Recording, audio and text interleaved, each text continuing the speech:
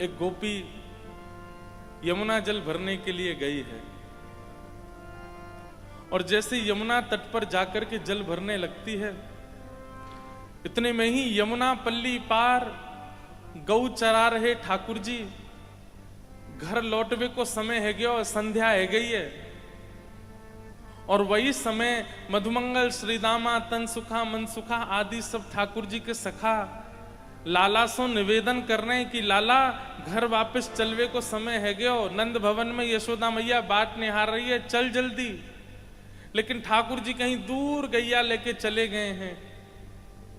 तब ठाकुर जी के सखा मुख पर ऐसे हाथ रख के गूंज लगा करके ठाकुर जी को पुकारते हैं, अरे कन्हैया, अरे लाला, अरे कृष्ण, अरे गोपाल, जल्दी कर, संध्या है गई, नंद रानी तेरी बाट जोब रही होगी। और यहां इस पार वो गोपी यमुना जल भर रही है और जैसे ही किसी सखा के मुख से ठाकुर जी का नाम श्रवण करती है,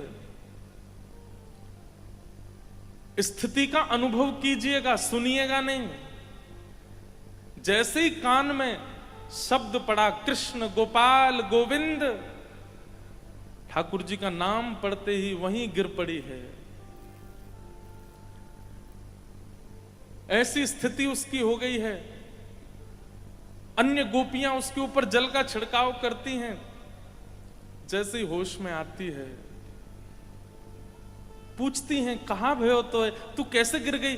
अरे तो कछु रोग है गयो है, तो कुछ चक्कर आ गए, तू कैसे गिर गई? तब वो अपनी स्थिति बताते बताते रोने लगती है।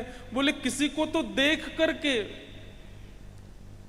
कुछ होता है, किसी को मिल करके कुछ होता है, पर मेरी स्थिति तो ऐसी कि मैं नाम सुन लेती हूं तो मुझे कुछ होने लगता है। भूली री भवन में तो बाबरी भई रे, मोकू यही ना पता चले कि मेरो भवन कौन सी दिशा में, मैं इतना भूल जाऊं। ऐसो ये कृष्ण नाम है। इसे कहते हैं कीर्तन। जहां ठाकुर जी का नाम उच्चारण मात्र आपके हृदय को व्याकुल कर देता हो, आपके हृदय को स्थिर ना रहने देता हो, बस चल